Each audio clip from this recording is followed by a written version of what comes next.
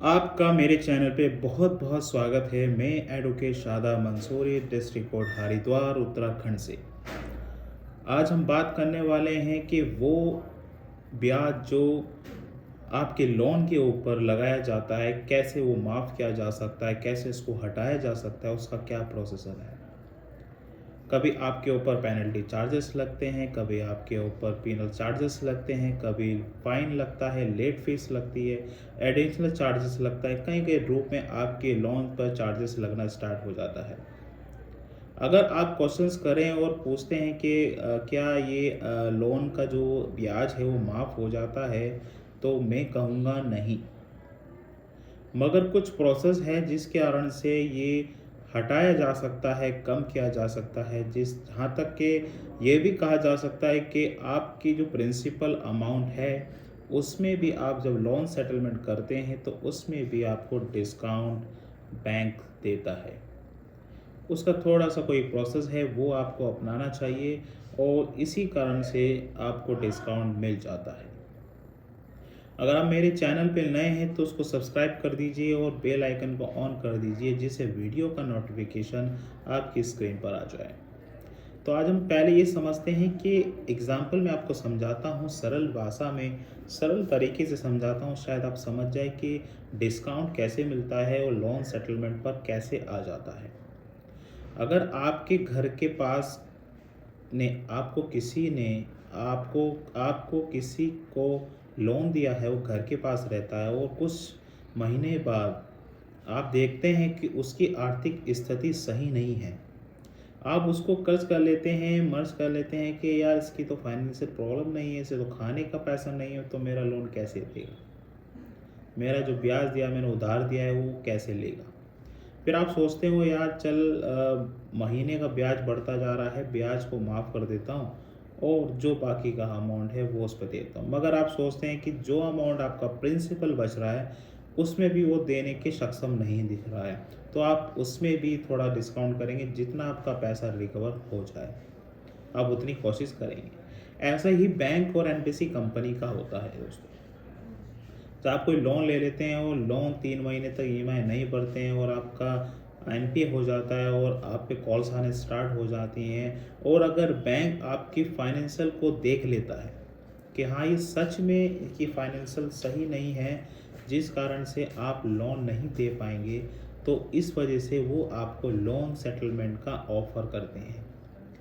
मगर जब loan settlement आप कराने जाएँ तो कुछ बातों का ध्यान रखना चाहिए कि जब लोन सेटलमेंट होता है तो उसमें 3 लिस्टिंग होती है।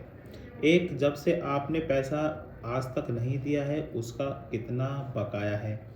पेनल्टी चार्जेस होते हैं और एडिशनल चार्जेस होते हैं। ये एडिशनल चार्ज वो होते हैं जिसमें बैंक को ही नहीं पता कि किसके चार्ज होते हैं और वो उसे वसूलने के लिए तैयार होती है।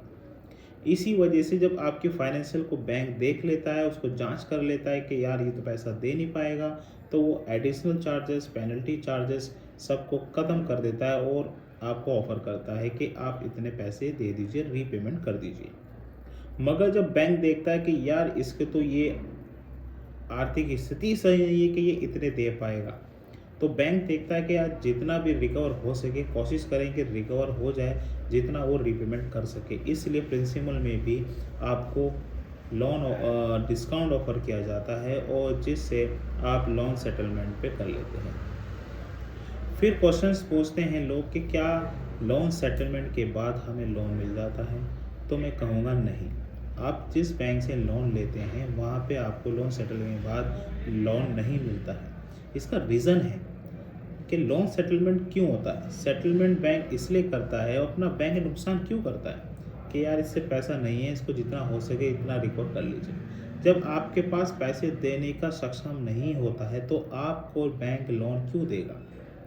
वो नहीं देगा और आपकी सिविल में उसको अपडेट भी कर देगा कि आप कहीं और बैंक में जाएंगे तो आप पता चल जाएगा कि यार इसने सेटलमेंट किया है, इसके पास पैसे नहीं होते हैं, इसको हम लोन नहीं दे Stop सकते, battery सिविल डाउन हो charging. जाती है।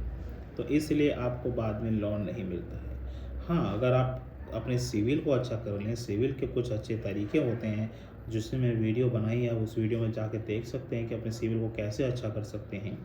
तो ये होता है। मेरा आपसे एक ही सीधा निवेदन है, अगर आप पैसे हैं तो पैसे दे दीजिए, नहीं हैं तो भी कोई प्रॉब्लम नहीं होती है, कोई डरने वाली कोई बात नहीं होती है, आपको लोन सेटलमेंट का प्रोसेस आ जाता है। फिर हम बात करते हैं कि आपका ये जो लोन का जो ब्याज है वो माफ़ कैसे होता है। आपने समझ लिया होगा कि जब आपकी आर्थिक स्थिति सही नहीं होती है तो आप अपनी एक आर्थिक स्थिति को अपनी 6 महीने के स्टेटमेंट बैंक के लगा के बैंक को मेल कर दें।